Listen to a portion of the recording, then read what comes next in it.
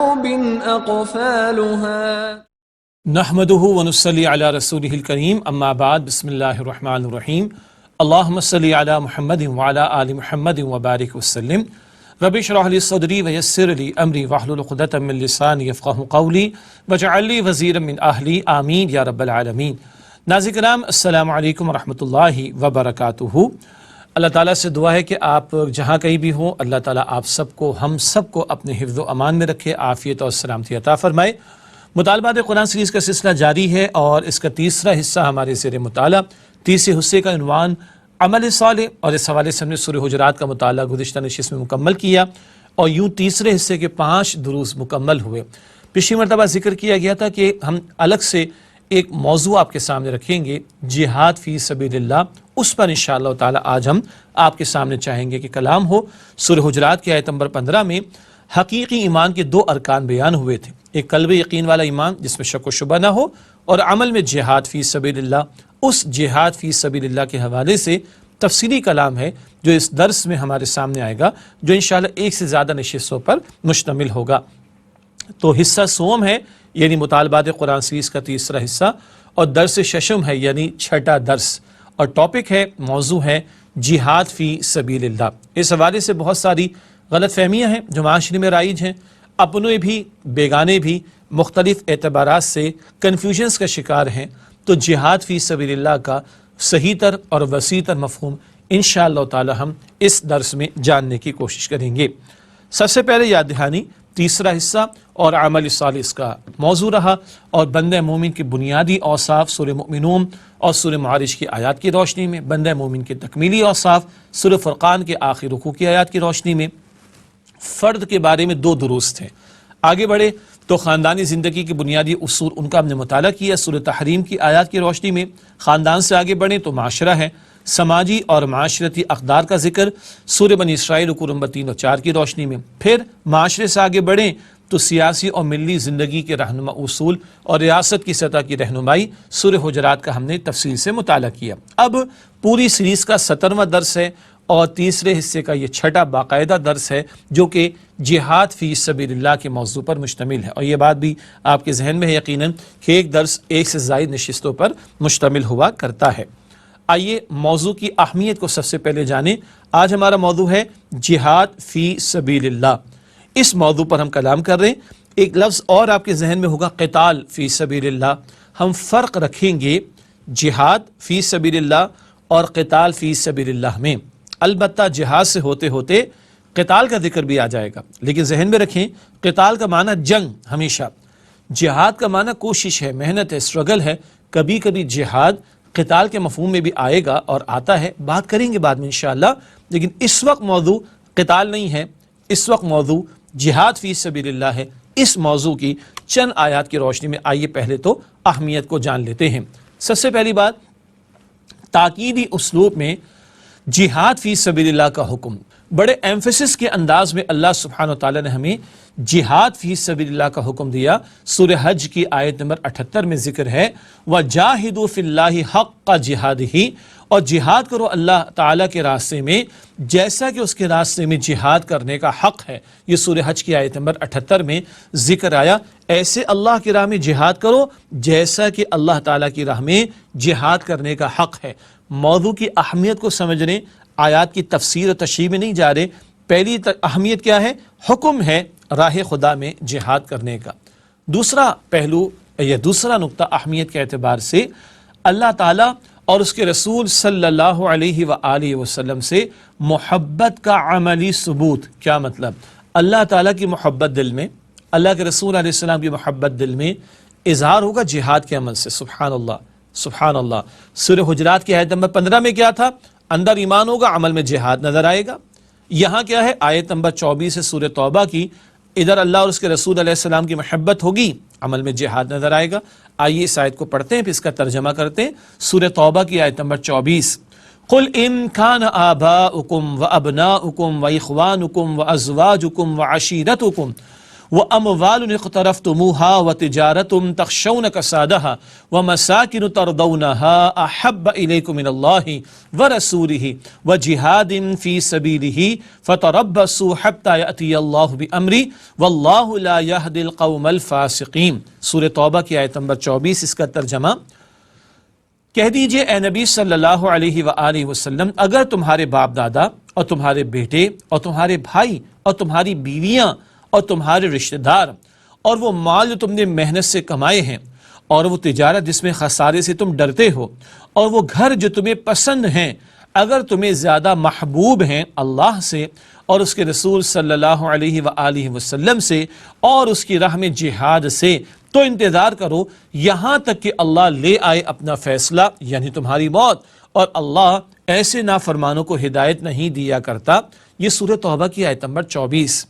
8 محبتیں ایک طرف، 3 محبتیں ایک طرف، باپ، بیٹے، بھائی، بیویاں، رشتہ دار، 5 رشتے ہو گئے، مال، تجارت اور مکانات، گھر، یہ 8 محبتیں ہو گئیں۔ فرمایا جا رہا ہے اگر یہ 8 یا کوئی محبت تمہیں زیادہ محبوب تر ہے اللہ تعالیٰ کی محبت سے اور اللہ سبحانہ و تعالیٰ کے رسول علیہ السلام کی محبت سے اور اللہ تعالیٰ کی راہ میں جہاد کی محبت سے، تو جاؤ انتظار کرو۔ بڑا دھمکی کا انداز ہے، یہ تو موت کا فیصلہ آ جائے یا پھر اللہ عذاب لے آئے، اور اللہ نافرمانوں کو ہدایت نہیں دیتا۔ تو یہ 8 کے مقابلے میں 3 محبتیں بالا تر رہیں: اللہ تعالیٰ کی محبت، اللہ کے رسول علیہ السلام کی محبت اور اللہ تعالیٰ کی راہ میں جہاد کی محبت۔ البتہ اللہ تعالیٰ کی محبت اور اللہ کے رسول علیہ السلام کی محبت اصولی بات ہے، قلبی بات ہے، عمل بتائے گا جہاد کا۔ تو اگر اللہ اور اس کے رسول کی محبت دل میں ہے تو جہاد کا عمل ہو رہا ہوگا، اور جہاد کا عمل نہیں ہو رہا تو پھر اللہ اور اس کے رسول کی محبت کہاں موجود ہے؟ یہ موضوع کی اہمیت کو ہم جان رہے ہیں، اور جہاد جہاد جہاد یہ اس وقت موضوع قتال ابھی موضوع نہیں ہے، ذہن میں رکھیے گا۔ اگلا نقطہ موضوع کی اہمیت کے اعتبار سے، دل میں ایمان حقیقی ہونے کی لازمی علامت۔ یہ بات تو ہم سورہ حجرات میں پڑھ آئے، سورہ حجرات کی آیت نمبر 15، انما المؤمنون الذين آمنوا بالله ورسوله ثم لم يرتابوا وجاهدوا باموالهم وانفسهم في سبيل الله اولئك هم الصادقون۔ مومن تو بس وہ ہیں جو اللہ اور اس کے رسول صلی اللہ علیہ وآلہ وسلم پر ایمان لائے، پھر شک میں نہ پڑے اور انہوں نے اللہ کی راہ میں جہاد کیا اپنے اموال اور اپنی جانوں کے ساتھ، یہی لوگ سچے ہیں۔ یہ بات تو ہم پورے درس میں سمجھ چکے، سورہ حجرات کی آیت نمبر 15 کی روشنی میں دل میں پکا سچا حقیقی ایمان ہوگا، عمل میں جہاد نظر آئے گا۔ یہ جہاد فی سبیل اللہ کے موضوع کی اہمیت۔ چوتھا نقطہ، ہدایت کے حصول کا یقینی ذریعہ۔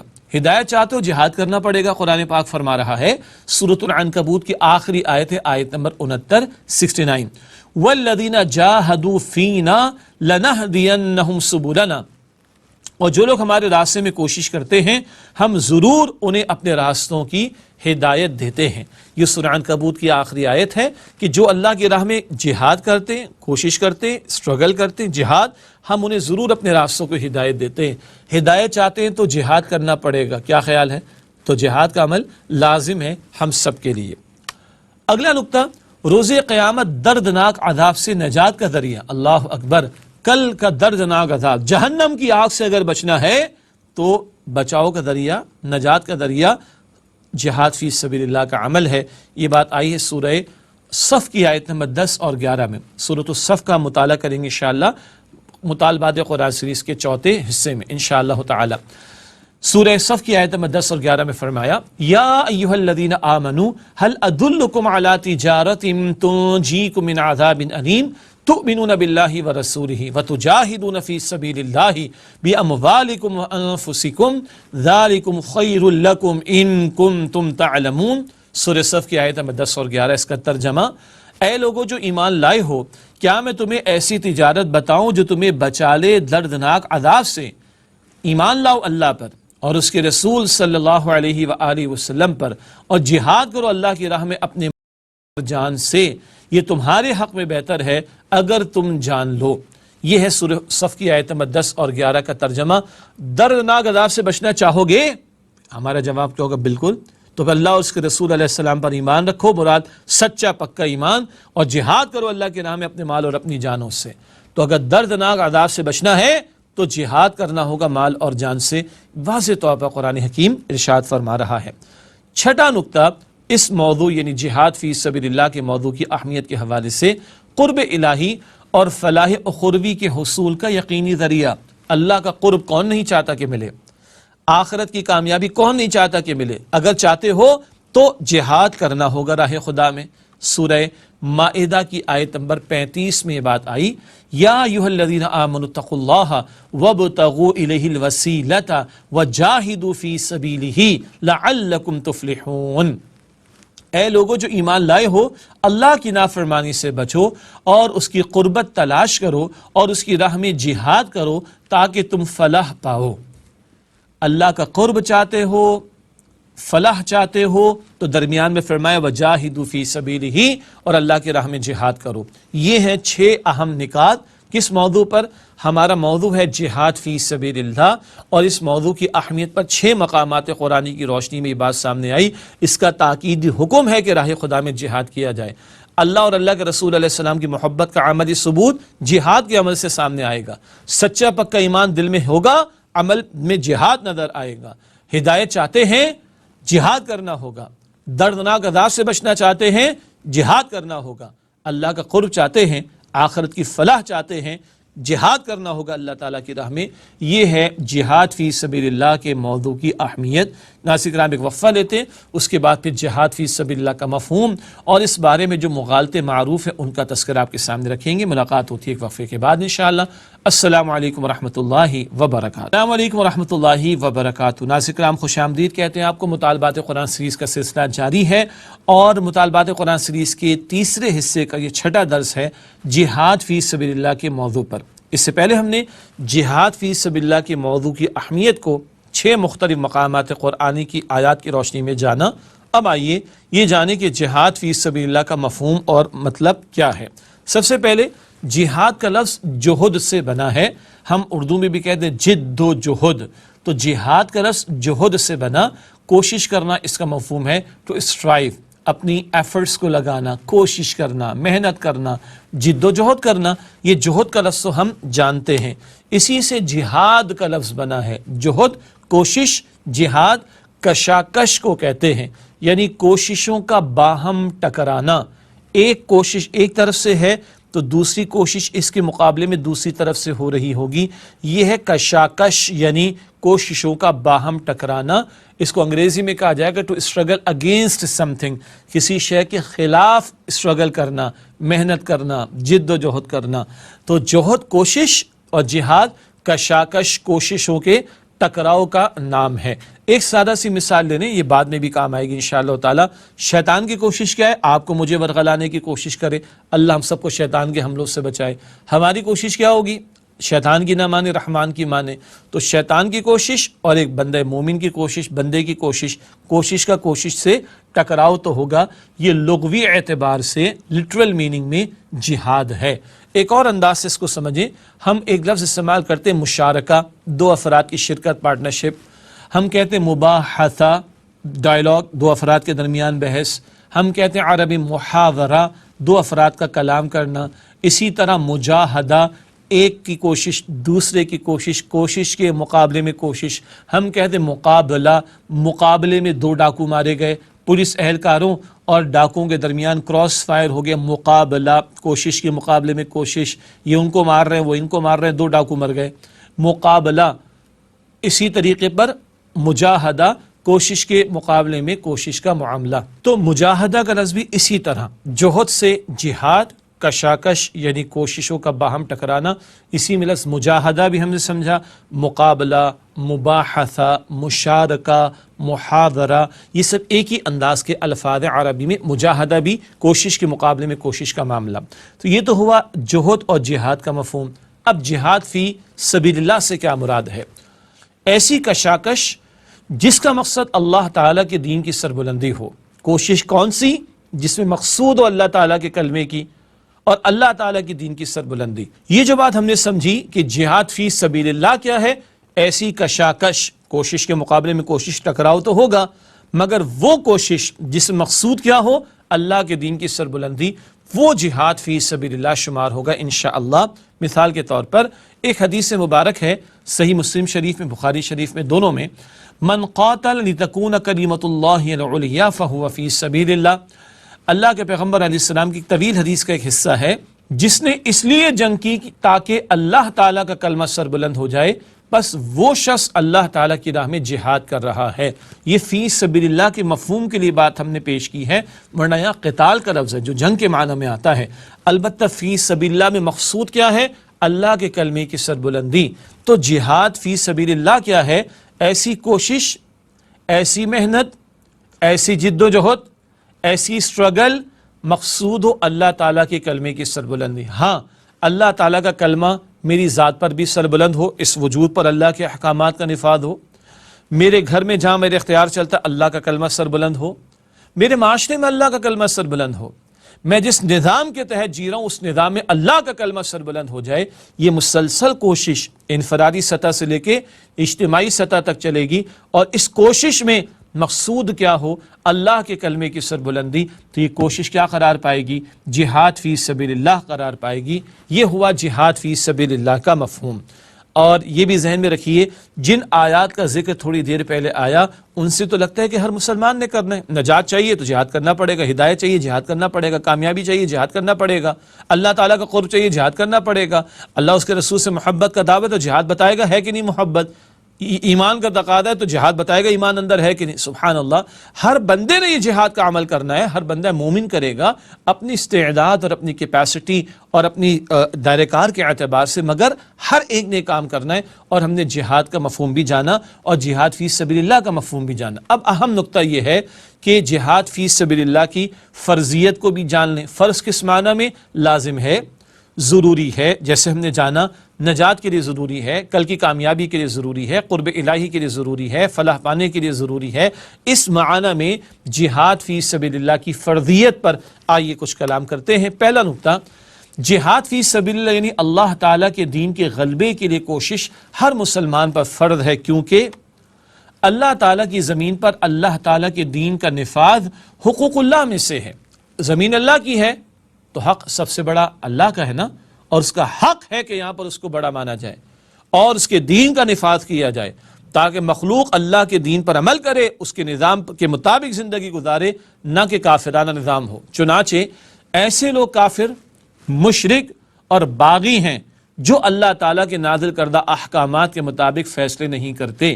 ایک وضاحت ہو جائے، عملی اعتبار سے کلمہ گو مسلمان ہے، اللہ کے کلام کو مانتا ہے تو مسلمان تو ہے، عمل نہیں کرتا تو عملاً کفری روش پر ہے، اور جہاں اس کے پاس اختیار نفاذ نہیں کرتا تو عملاً کفری طرز عمل ہے۔ یہ ذہن میں نقطہ رہے۔ ایسے لوگ کافر، مشرک اور باغی ہیں جو اللہ تعالیٰ کے نازل کردہ احکامات کے مطابق فیصلے نہیں کرتے۔ سورۃ المائدہ کی آیت نمبر 44 میں ذکر آیا، وَمَن لَّمْ يَحْكُم بِمَا أَنزَلَ اللَّهُ فَأُولَٰئِكَ هُمُ الْكَافِرُونَ، اور جو لوگ اللہ کے نازل کردہ کلام کے مطابق فیصلے نہیں کرتے وہی لوگ کافر ہیں۔ اللہ اکبر۔ اسی طرح سورہ مائدہ کی آیت نمبر 45، وَمَن لَّمْ يَحْكُم بِمَا أَنزَلَ اللَّهُ فَأُولَٰئِكَ هُمُ الظَّالِمُونَ، اور جو لوگ اللہ کے نازل کردہ کلام کے مطابق فیصلے نہیں کرتے وہی لوگ ظالم یعنی مشرک ہیں۔ اللہ اکبر۔ اسی طرح تیسرا مقام سورۃ المائدہ ہی کی آیت نمبر 47، وَمَن لَّمْ يَحْكُم بِمَا أَنزَلَ اللَّهُ فَأُولَٰئِكَ هُمُ الْفَاسِقُونَ، اور جو لوگ اللہ کے نازل کردہ کلام کے مطابق فیصلے نہیں کرتے وہی لوگ فاسق یعنی باغی ہیں۔ یہ تین گویا اللہ تعالیٰ کے فتوے ہیں۔ جو اللہ کے نازل کردہ کلام کے مطابق فیصلے نہیں کرتے وہ کافر ہیں، وہ ظالم ہیں، وہ فاسق ہیں۔ اللہ اکبر کبیرہ۔ ہاں بس یہ احتیاط رہے، کلمہ گو مسلمان، کلمہ گو حکمراں اگر اللہ کے احکام کے مطابق فیصلے نہیں کر رہے، عملاً کفر کر رہے ہیں، عقیدے کے کافر نہیں، عملاً کفر کر رہے ہیں۔ یہ وضاحت ذہن میں رہے۔ ناظرین کرام، یہ تو ہوا جہاد فی سبیل اللہ کا مفہوم اور اس کی فرضیت۔ تو انشاءاللہ وقفے کے بعد ناظرین کرام ہم کلام کریں گے چند مغالطوں کے حوالے سے جو جہاد فی سبیل اللہ کے بارے میں رائج ہیں ہمارے ہاں، ان سے کنفیوژنز پیدا ہوتی ہیں۔ ان مغالطوں کے حوالے سے کلام ہوگا ایک وقفے کے بعد۔ السلام علیکم ورحمۃ اللہ وبرکاتہ۔ السلام علیکم ورحمۃ اللہ وبرکاتہ۔ ناظرین کرام خوش آمدید کہتے ہیں آپ کو مطالبات قرآن سیریز کے حوالے سے۔ آج ہم بات کر رہے ہیں جہاد فی سبیل اللہ کے موضوع پر، اور وقفے سے پہلے ہم نے جہاد فی سبیل اللہ کے مفہوم کو بھی جاننے کی کوشش کی اور اس کا مفہوم اور اس کے بہت سارے پہلو ہمارے سامنے آ گئے، اور جہاد فی سبیل اللہ کسے کہا جاتا ہے یہ بات بھی ہمارے سامنے آ گئی الحمدللہ۔ اب بات کو آگے بڑھائیں گے اور اس تعلق سے ہم جاننے کی کوشش کریں گے کہ جہاد فی سبیل اللہ کے حوالے سے مغالطے کیا ہیں۔ اس سے پہلے کہ نقطہ آگے بڑھائیں، ہم نے وقفے سے پہلے یہ بھی بات کی تھی کہ جہاد فی سبیل اللہ کا عمل انجام دینا یہ ہم پر لازم ہے، اور یہ حقوق اللہ میں سے بھی اور حقوق العباد میں سے بھی، یہ کلام بھی ہمارے سامنے آ گیا۔ اب آئیے اگلا نقطہ ہے جہاد فی سبیل اللہ کے حوالے سے مغالطے۔ کیا مغالطے ہیں جس سے کنفیوژنس اپنوں میں بھی غیروں میں تو ہے، اپنوں میں بھی پیدا ہو جاتی ہیں؟ جہاد کو صرف قتال یعنی جنگ کے معنی دے دیے گئے۔ قرآن حکیم میں قتال کا لفظ ہمیشہ جنگ کے لیے استعمال ہوا ہے، لیکن جہاد کا لفظ ہمیشہ جنگ کے لیے استعمال نہیں ہوا، اکثر وہ کوشش اور جد و جہد کے معنی میں استعمال ہوا۔ کبھی کبھی مثلا سورہ توبہ میں غزوہ تبوک کے بیان میں جہاد کا لفظ قتال کے معنی میں بھی استعمال ہوا، مگر جہاد کا لفظ عام ہے اور وہ کوشش اور جد و جہد کے معنی میں بھی استعمال ہوتا ہے۔ قتال کا لفظ خاص ہے، وہ ہمیشہ جنگ کے معنی میں استعمال ہوتا ہے۔ اور جہاد فی سبیل اللہ، اس کی اہمیت کو تو ہم نے جانا، فلاح کے لیے ضروری، کامیابی کے لیے ضروری، قرب الہی کے لیے ضروری، اللہ اور اللہ کے رسول کی محبت کے اظہار کے لیے ضروری، ایمان کے اظہار کے لیے ضروری، یہ تو اتنا اہم معاملہ ہے۔ تو پہلا مغالطہ، جو پہلا ہی اصل مغالطہ ہے، وہ کیا ہے؟ جہاد کو صرف قتال یعنی جنگ کے معنی دے دیے گئے، حالانکہ ہم نے جانا کہ جہاد ہر مسلمان پر لازم ہے، لیکن اسے محض قتال سمجھتے ہوئے فرض کفایہ قرار دے دیا گیا۔ کبھی جنگ ہوگی، کچھ مسلمان کر لیں گے، آج کل تو افواج موجود ہیں، وہ کبھی جنگ لڑ لیں گی تو سارے مسلمانوں کی طرف سے ذمہ داری ادا ہو جائے گی۔ نہیں، جہاد ہر مسلمان پر لازم، یہ تو ایمان کا تقاضا ہے، یہ تو اللہ تعالیٰ اور اس کے رسول علیہ السلام سے محبت کے عملی اظہار کا تقاضا ہے، یہ قرب الہی کے لیے ضروری ہے، یہ آخرت کی نجات کے لیے ضروری ہے، یہ ہدایت کے حصول کے لیے ضروری ہے۔ ہر مسلمان نے جہاد کرنا ہے، اس کی تفصیلات اور آگے آئیں گی، کس کس سطح پر جہاد کرنا ہے، کیسے کیسے جہاد کرنا ہے، وہ تفصیل آگے آ جائے گی انشاءاللہ تعالیٰ۔ لیکن جہاد ہر مسلمان پر لازم ہے، لیکن اسے محض قتال سمجھتے ہوئے فرض کفایہ قرار دے دیا گیا، گویا سب کا جہاد کرنا ضروری نہیں۔ کبھی جنگ ہوگی تو کچھ مسلمان وہ جنگ کا فریضہ انجام دے دیں گے، قتال کا فریضہ انجام دے دیں گے، باقیوں کو کوئی حاجت نہیں۔ یہ پہلے ہی مغالطے کا تسلسل ہے کہ جہاد اور قتال کو بالکل ہم معنی قرار دے دیا گیا اور جنگ قرار دے دیا گیا۔ جہاد کو جنگ کبھی کبھی ہوتی ہے تو کبھی ہو سکتا ہے کسی کی زندگی میں موقع ہی نہ آئے تو وہ جہاد کیسے کرے گا بھائی؟ نہ، جہاد مستقل عمل ہے کوشش کے معنی میں، جس کو ہم نے سمجھا۔ ایک اور مغالطہ وہ یہ ہے، مسلمانوں کی ہر جنگ کو جہاد فی سبیل اللہ قرار دے دیا گیا، جس سے اس مقدس اصطلاح کا تقدس بری طرح سے مجروح ہوا۔ مسلمانوں میں کبھی آپس میں بھی تو جنگیں ہو جاتی ہیں، ماضی قریب میں بھی کچھ علاقوں میں دنیا بھر میں ہو گئی، تو کیا مسلمان جب بھی لڑیں گے وہ جہاد فی سبیل اللہ کر رہے ہیں؟ استغفر اللہ، یہ تو کوئی بات نہ ہوئی۔ آپس میں لڑ رہے ہیں، مفادات کے لیے لڑ رہے ہیں، ذاتی مفادات کے لیے لڑ رہے ہیں، وہ جہاد فی سبیل اللہ ہو جائے گا؟ قطعا نہیں۔ جہاد فی سبیل اللہ کیا عمل ہم نے جانا؟ وہ کشاکش جس کا مقصود ہو، وہ محنت وہ جس کا مقصود ہو اللہ کے کلمے کی سربلندی۔ ذاتی مفاد کے لیے لڑ رہے ہیں، مال و دولت کے لیے لڑ رہے ہیں، مفادات کے حصول کے لیے لڑ رہے ہیں، تو یہ تو جہاد فی سبیل اللہ قرار نہیں پائے گا۔ مغالطہ وہی پہلا ہے، جہاد اور جنگ یعنی قتال کو برابر کر دینا، اور جنگ کبھی کبھی ہوگی تو فرض کفایہ قرار دے دینا، اور جب لڑے مسلمان تو فی سبیل اللہ قرار دے دینا۔ یہ بہت بڑا ایک مغالطہ ہے جس سے اس مقدس اصطلاح کا تقدس بری طرح سے مجروح ہوا۔ یہی غیروں کو مغالطہ لاحق ہو گیا، وہ اس کو ہولی وار کہہ دیتے ہیں جہاد کو، اور بھئی وار اس قتال، وار جنگ کو کہتے ہیں۔ قتال کا لفظ قرآن کریم میں آتا ہے، قتال ہے، اللہ تعالیٰ کا حکم ہے، شرائط پوری ہوں گی تو قتال بھی کیا جائے گا، لیکن جہاد ہمیشہ ہے۔ ہر مسلمان نے اپنی اس کیپیسٹی کے مطابق، استعداد کے مطابق جہاد کے فریضے کو انجام دینا ہے۔ قتال کا معاملہ کبھی کبھی ہوگا۔ اصل مسئلہ کیا ہے کہ جہاد اور جنگ کو بالکل برابر قرار دے دی گئی، یہ بات درست نہیں ہے۔ غیروں نے بھی اس اصطلاح کو مجروح کیا، اپنے بھی کنفیوژنس کا اور مغالطوں کا شکار ہو کر غلط معنی میں جہاد کے لفظ کو استعمال کر جاتے ہیں۔ اب آئیے ان مغالطوں کی وضاحت کے بعد اب اگلا عملی پہلو یہ ہے کہ جہاد فی سبیل اللہ کی منازل کو ہم جانیں۔ جہاد فی سبیل اللہ کی 3 منازل ہیں۔ پہلی منزل ذاتی زندگی میں اللہ تعالیٰ کی کامل بندگی کے لیے جہاد، میں اس کی تھوڑی وضاحت کرنا چاہوں گا انشاءاللہ۔ دوسری منزل دوسروں کو اللہ تعالیٰ کی بندگی کی دعوت دینے کے لیے جہاد، تیسری منزل اللہ تعالیٰ کے دین کے غلبے کے لیے جہاد۔ یہ تین منازل ہیں، اور آگے ہم جانیں گے ہر منزل پر تین مراحل بھی آئیں گے۔ یہ تین منازل ہیں، ہر منزل پر تین مراحل بھی آئیں گے۔ 9 مراحل ہم جانیں گے آگے چل کر انشاءاللہ۔ منازل 3 ہیں، منزل کی جمع منازل۔ تو پہلی منزل ذاتی زندگی میں اللہ تعالیٰ کی کامل بندگی کے لیے جہاد، اللہ کا بندہ بننا، اپنی ذاتی زندگی میں اس کے لیے محنت، اس کے لیے جد و جہد، اس کے لیے اسٹرگل کا معاملہ۔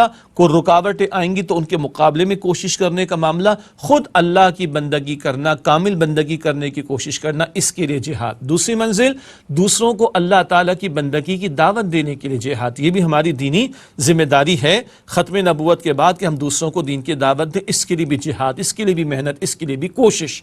اور تیسری منزل اللہ تعالیٰ کے دین کے غلبے کے لیے جہاد، اللہ کے دین کو غالب اور قائم کرنے کی جد و جہد کرنا، اس کے لیے جہاد۔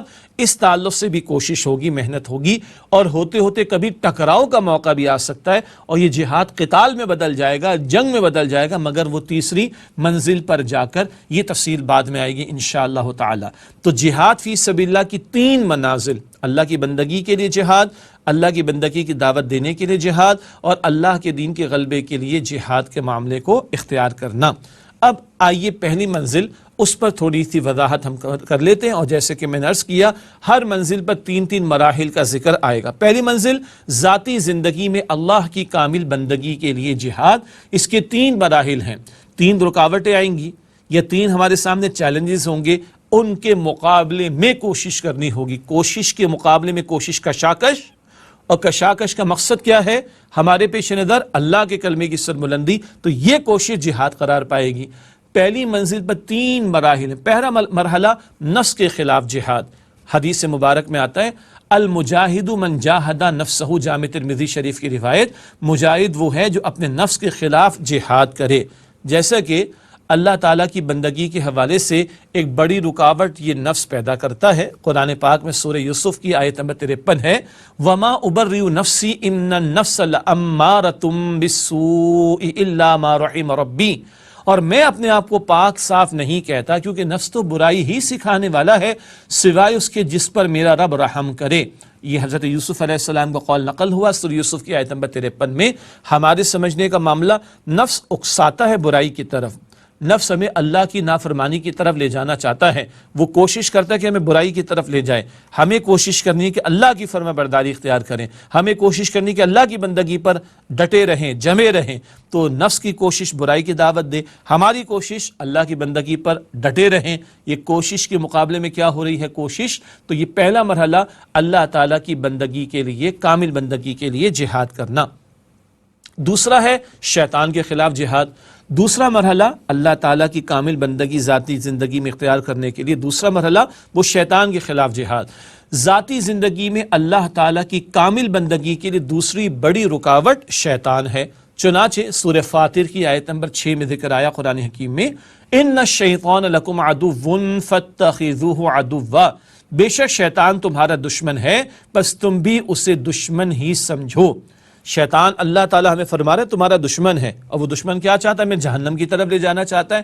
اس کی کوششیں رحمان سے دور کرے، ہماری کوششیں رحمان سے جڑے رہیں، ہماری کوشش ہوگی رحمان کی بندگی کریں، ہماری کوشش ہوگی رحمان کی اطاعت کریں۔ کوشش کے مقابلے میں کیا ہو رہی ہے؟ کوشش، اور ہمارے پیش نظر ہو اللہ کے کلمے کی سربلندی، یہ جہاد فی سبیل اللہ، اور اس کی پہلی منزل کا یہ دوسرا مرحلہ یعنی شیطان کے خلاف جہاد۔ تیسرا ہے بگڑے ہوئے معاشرے کے خلاف جہاد۔ اکیلے تھوڑی معاشرے میں رہ رہے ہیں، معاشرے میں اور لوگ بھی ہیں، اچھے بھی ہیں، برے بھی ہیں۔ بگڑا ہوا معاشرہ انسان کو دنیا داری کے مقابلے میں داخل کر دیتا ہے۔ دنیا ہی دنیا میں لگے رہو، دنیا میں خوب تر کی تلاش، دولت کے نشے میں مست ہو جاؤ اور مٹیریلسٹک اپروچ کے اندر مست ہو جاؤ، اللہ کو بھلا دیتا ہے۔ یہ طرز عمل، بگڑے ہوئے معاشرے کے یہ رویے انسان کو اٹریکٹ کرتے ہیں برائی کی طرف اور دولت کے پجاری بناتے ہیں، بندہ اللہ کو فراموش کرتا ہے۔ تو معاشرے میں جو کہ بگڑا ہوا ہو، بگڑی ہوئی دعوت ملے گی اور لوگ برائی کی طرف جو ہے وہ اٹریکٹ کرنے کی کوشش کریں گے۔ ایسے میں بندہ کوشش کرے کہ معاشرے کے پریشر کو ریزسٹ کرے اور کوشش کرے کہ معاشرے کی بات نہ مانے، اللہ کی بات کو مانے۔ یہ کوشش کے مقابلے میں ہوگی تو جہاد ہے۔ اور مقصود اللہ کے کلمے کی سربلندی، تو یہ جہاد فی سبیل اللہ کی طرف قدم بڑھ رہا ہے۔ یہ ہے پہلی منزل، ذاتی زندگی میں اللہ تعالیٰ کی کامل بندگی کے لیے جہاد کرنا، اور اس کے 3 مراحل: نفس کے خلاف جہاد، شیطان کے خلاف جہاد، بگڑے ہوئے معاشرے کے خلاف جہاد، یہ 3 سطحوں پر مستقل جہاد۔ اچھا ایک بات نوٹ کر لیں، پہلا مرحلہ، دوسرا مرحلہ، تیسرا، پہلا ہو جائے گا تو دوسرا کریں گے، دوسرا ہو جائے گا تو تیسرا کریں گے، نہ، یہ ساتھ ساتھ چلے گا، نفس کے خلاف بھی، شیطان کے خلاف بھی، بگڑے ہوئے معاشرے کے خلاف بھی مستقل جہاد۔ اب اس کے اعتبار سے اہم بات یہ ہے کہ قرآن پاک کہتا ہے سورہ انعام کی آیت نمبر 116 میں وَإِن تُطِعْ أَكْثَرَ مَن فِي الْأَرْضِ يُضِلُّوكَ عَن سَبِيلِ اللَّهِ، اور اکثر لوگ جو زمین پر آباد ہیں گمراہ ہیں، اگر تم ان کا کہا مان لو گے تو وہ تمہیں اللہ کا راستہ بھلا دیں گے۔ مادر پدر مغربی جمہوریت، جہاں بس میری مرضی اور ہماری عقل کے نعرے لگتے ہیں، ایسی مادر پدر عادات عقل کی پیروی کی جائے گی تو اکثریت تو گمراہی کے راستے کی طرف لے جائے گی۔ یہ بھی بگڑے ہوئے معاشرے کے رویے کے حوالے سے اہم مقام قرآن حکیم کا، اکثریت کی مانو گے وہ تو تمہیں اللہ کے راہ سے بھٹکانے کی طرف لے جائیں گے، اللہ تعالیٰ محفوظ رکھے۔ یہ 3 سطحوں پر جہاد ہے پہلی منزل کا، نفس کے خلاف، شیطان کے خلاف اور بگڑے ہوئے معاشرے کے خلاف۔ اس ضمن میں آخری بات یہ ہے کہ پہلی منزل پر جہاد کے ذرائع کیا ہوں گے، کن کن ذرائع کو اختیار کر کے جہاد کیا جائے گا۔ قرآن حکیم اہم ترین ذریعہ، تمام نفسانی بیماریوں کے لیے شفا، شیطان کے حملوں کا علاج اور غلط معاشرتی رجحانات کا توڑ قرآن حکیم عطا کرتا ہے۔ نفسانی بیماریوں کا علاج، شیطان کے حملوں کا علاج اور غلط معاشرتی رجحانات کا توڑ ہے جو قرآن کریم عطا کرتا ہے۔ بہت معروف آیت ہے سورہ یونس کی آیت نمبر 57، یا ایھا الناس قد جاءتکم موعظۃ من ربکم وشفاء لما فی الصدور وہدی ورحمۃ للمؤمنین۔ لوگوں، تمہارے پاس رب کی طرف سے نصیحت اور باطنی بیماریوں کی شفا اور مؤمنوں کے لیے ہدایت اور رحمت آپ پہنچی ہے۔ یہ ہے جو قرآن کریم نصیحت بھی ہے، شفا بھی ہے، ہدایت بھی اور رحمت بھی۔ مستقل قرآن سے جڑے رہیں گے، نفسانی بیماریوں کا علاج، اس کے لیے شفا کا معاملہ ہوگا، شیطان کے حملوں کا توڑ کرنا آسان ہوگا، اور غلط معاشرت رجحانات سے بچنا اور ان کا توڑ کرنا ہمارے لیے آسان ہوگا۔ نمبر 2، انفاق مال۔ اللہ تعالیٰ کی راہ میں مال خرچ کرنا تزکیہ نفس کا اہم ذریعہ ہے۔ نفس تو گناہ کی طرف دعوت دیتا ہے نا، اس نفس کے تزکیے کی ضرورت ہے، اور نفس کے تزکیے کا بڑا اہم ذریعہ انفاق مال ہے، راہ خدا میں مال خرچ کرنا، صدقات دینا۔ سورہ توبہ کی آیت نمبر 103 میں ذکر آیا خذ من اموالہم صدقۃ تطہرہم وتزکیہم بہا، اے نبی صلی اللہ علیہ وسلم ان کے مال میں سے صدقہ لیجئے کہ اس سے آپ ان کو ظاہر میں بھی پاک اور باطن میں بھی پاکیزہ کرتے ہیں۔ مال کی محبت نکلے گی تو نفس پاک ہوگا اور برائی کی دعوت نہیں دے گا، خیر کی طرف ہمارا رجحان بڑھے گا۔ انفاق مال بھی ضروری۔ نمبر 3، بذل نفس۔ بذل نفس کا مطلب ہوتا ہے نفس کو لگانا، اس وجود کو لگانا، کہاں؟ اللہ تعالیٰ کی اطاعت اور فرما برداری کے لیے جان کھپانا۔ نماز کے لیے اٹھنا ہوگا، کیا خیال؟ روزے رکھنے کے لیے مشقت جھیلنا ہوگی، اللہ ہمیں توفیق عطا فرمائے۔ اسی طرح دین کے اور احکامات ہیں، دین سیکھنے کے لیے اسٹرگل کرنا پڑے گی، محنت کرنا پڑے گی، وقت لگانا پڑے گا۔ تو بذل نفس بھی ہے، یعنی اللہ کی اطاعت کے لیے اور فرمانبرداری کرنے کے لیے جان کو کھپانا۔ اور چوتھا اہم ترین ذریعہ پاکیزہ ماحول۔ پاکیزہ ماحول سے وابستگی انسان کو خیر کی طرف بڑھاتی ہے، شر سے نفرت بھی دلاتی ہے اور بچاتی ہے۔ چنانچہ سورہ توبہ کی آیت نمبر 119 میں ذکر آیا یا ایھا الذین آمنوا اتقوا اللہ وکونوا مع الصادقین، اے اہل ایمان اللہ کی نافرمانی سے بچو اور ہو جاؤ سچوں کے ساتھ۔ اللہ کا تقوی اختیار کرنا ہے، نافرمانی سے بچنا ہے۔ اللہ فرما رہا ہے سچے لوگوں کے ساتھ جڑ جاؤ۔ اچھے ماحول سے اچھے جذبات پیدا ہوتے ہیں، بندہ سیکھتا ہے خیر کی بات کو اور اس کے لیے نیکی میں آگے بڑھنا آسان ہوتا ہے۔ اچھے ماحول میں جڑے گا، بدی سے نفرت پیدا ہوگی، بدی سے بچنا آسان ہوگا۔ یہ چند ذرائع ہیں قرآن حکیم، مال کا خرچ کیا جانا، جان کا کھپانا اور پاک اور نیک ماحول، نیک لوگوں سے وابستگی اختیار کرنا۔ اس کے ذریعے سے ہم انشاءاللہ تعالی پہلی منزل کا جہاد کر سکیں گے، یعنی ذاتی زندگی میں اللہ کی کامل بندگی کے لیے جہاد۔ 3 منزلیں ہیں ٹوٹل، یہ پہلی منزل کے 3 مراحل، اور ان مراحل کو طے کرنے کے 4 ذرائع ہمارے سامنے آ گئے۔ اگلی منزل ہوگی اللہ تعالیٰ کی بندگی کی دعوت دینے کے لیے جہاد، پھر اگلی منزل ہوگی اللہ تعالیٰ کی بندگی کرنے کے لیے اس کے بندگی والے نظام کو قائم کرنے کے لیے جہاد۔